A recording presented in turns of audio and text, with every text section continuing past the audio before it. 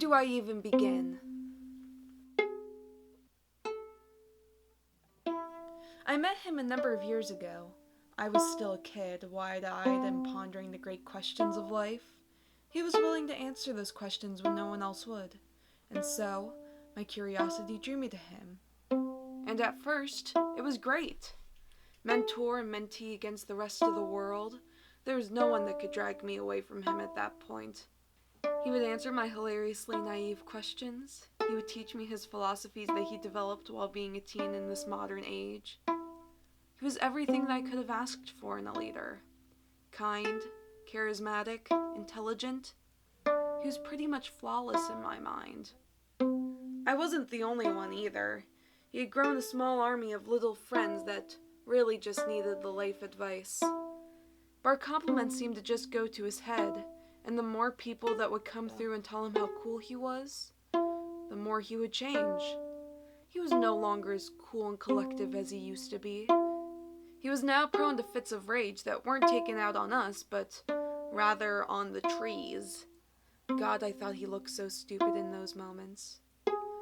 But he never seemed to realize what he was doing was weird.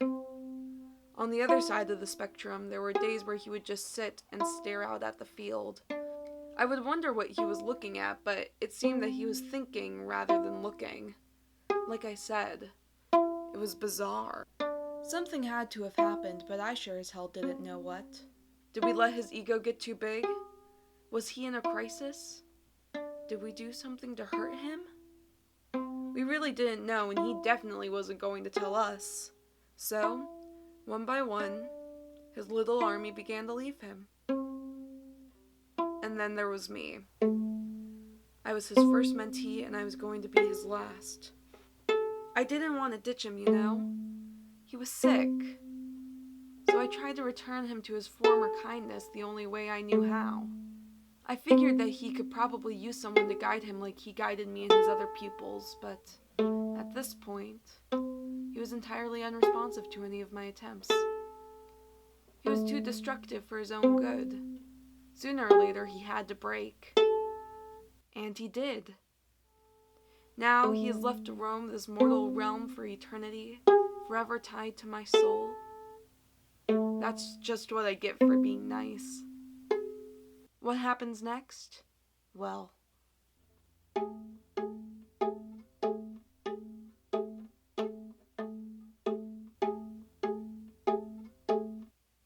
long live the king.